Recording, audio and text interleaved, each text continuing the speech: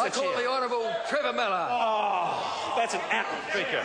And Mr. Speaker, I want to thank you for doing that, Mr. Speaker, because I think there is a need to focus heavily on this part of the bill.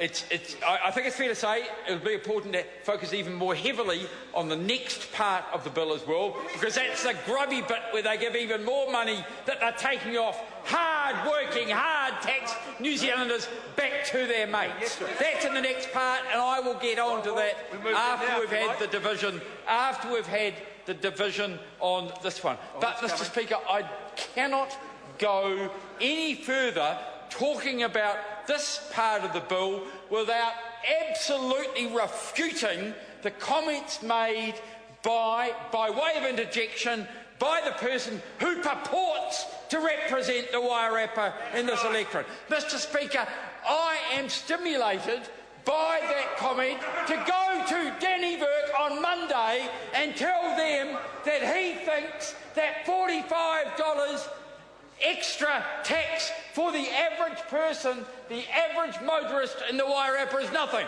Average motorist in Wairarapa is nothing. Point of order, the Honourable Member John Hayes. Point of order, Mr. Chair. I didn't make any of these comments at all. Speaking to the point of order, Mr. Speaker. Order. I think we could just calm it down a little bit. The reality is that whatever Mr Mallard says is a debatable issue anyway. I call the Honourable Trevor Miller. Mr. Speaker, stick to the part. Mr. Speaker, $45 in the first year, $90 in the second year, and $135 in the third year, and the member who represents one of the biggest rural electorates says that's nothing. He says that's nothing, Mr. Speaker. That is John Hayes. Why does he say it? Because his fuel is paid for. His fuel is paid for. His constituents aren't paid for their fuel. It comes out of their income. It comes out of their tax-paid income. And, Mr. Speaker, it is an outrage. It is an outrage that the 3 cents plus GST, the 6 cents plus GST, the 9 cents plus GST that is to be paid by his constituents, he regards as nothing. Now, Mr. Speaker, that is just nonsense. And I'm going to spend some time in Dannyburg on Monday. I will go to Dannyburg and I will talk to the people in Dannyburg about how their local member says they're charging them an extra $45, nearly $1 a week, Mr. Speaker. Point of order, the Honourable Member John Hayes. I must insist that you ask that speaker to withdraw those comments. I have not made them. No, there's no need for a point of order. This is a debatable issue, and the member has put it on Hansard where he stands. I call the Honourable... Point of order, Mr. Chairman. Point of order, the Honourable Member Chris Hipkins. Mr. Chairman, the point that I wish to raise with you is that these are indeed debatable points, and it is open to any member to take a call and elaborate if they think they've been... Point of order, you haven't heard my point of order yet, Mr. Chair.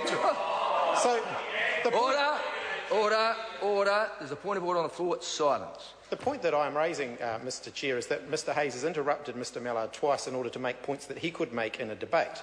Now, you as the Chair and making a judgment on how long this debate will go for have to weigh up, as one of your considerations, contributions from both sides. I want an assurance from you that you will regard Mr. Hayes' contributions as being contributions to the debate. The National Party are contributing by way of point of order, even if they're not taking the... No, that is not classified. No. I call the Honourable Trevor Mallard.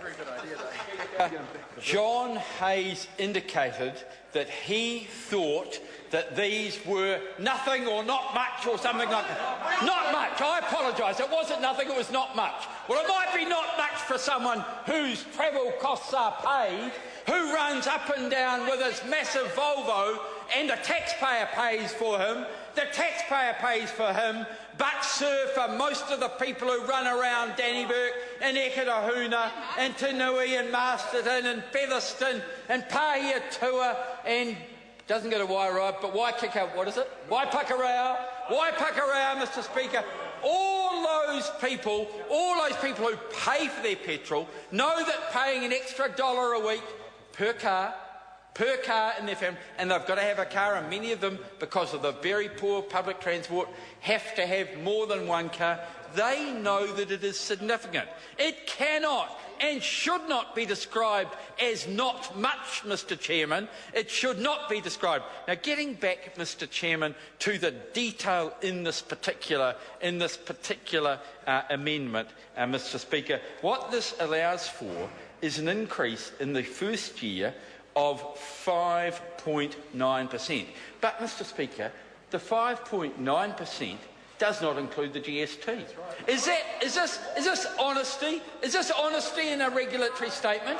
Is this honesty in a regulatory impact statement, Mr Chairman? To be fair to them, because of their massive upward track in percentage terms in the impact, it's only 5.3% in the third year, but that, as we have heard, is over a 10% increase over a period of time.